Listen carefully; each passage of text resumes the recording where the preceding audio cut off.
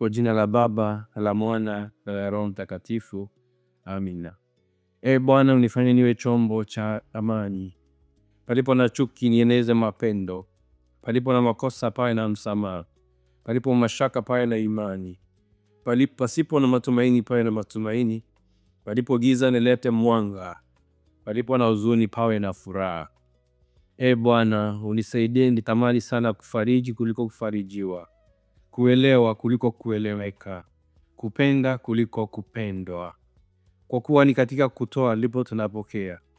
Ni katika kusamehe ndipo tunasamehewa, na ni katika kifo ndipo tunazaliwa katika uzima wa milele. Amina.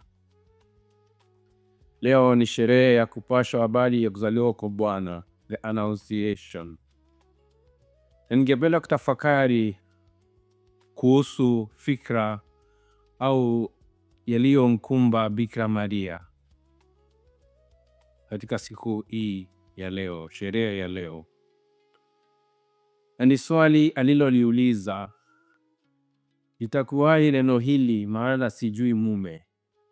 Baada ya malaika Gabrieli kumwelezea kuwa atakuwa mama wa Mungu, atamzalia Mungu mwana, Bikira Maria aliuliza, itakuwaje na mimi bikira? Ndiposa malaika Gabrieli akamwelezea kwamba Roho Mtakatifu, ni kwa nguvu za Roho Mtakatifu atakuwa mama wa Mungu. Lakini hakuishia hapo. Alimpa ishara ya Elizabeti ambaye alikuwa tasa.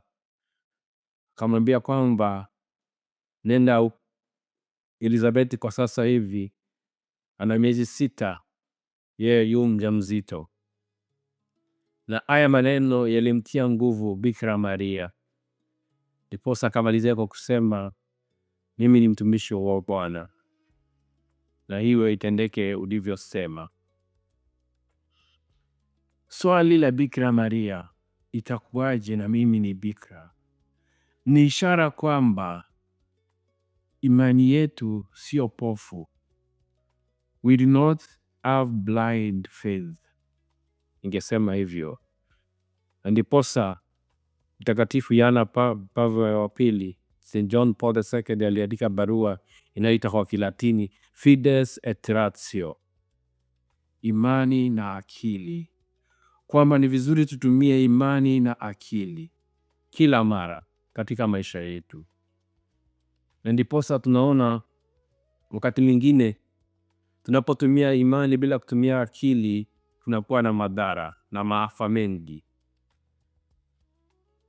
Katika moyo wangu nakumbuka Shakahola, bado inauma kwamba kuna watu walikufa eti kwamba wanafunga ili waweze kumuona Yesu. Tuko katika kipindi cha Kwaresma, kipindi cha kufunga.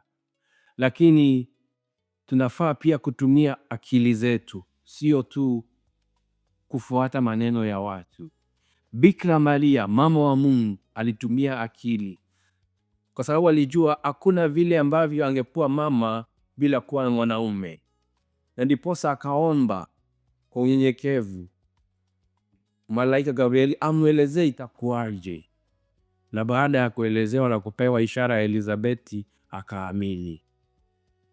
Hivyo basi, siku ya leo na wasi nyote tutumie akili zetu vizuri, na sio imani tu. Tunahitaji hivi viwili, imani katika moyo na akili hapa, kwa sababu bila kutumia hivi viwili hatuwezi paa. Ni kama vile ndege. Kila ndege hana mabawa mawili, anatumia kupaa. Hivyo basi tutumie mabawa haya mawili ya imani mioyoni mwetu na akili zetu. Mwenyezi Mungu awabariki na kuwazidishia imani na akili. Baba na Mwana na Roho Mtakatifu. Amina. If this video blessed your heart, kindly please subscribe for more daily Catholic teachings and click the notification bell to walk in God's Word every day.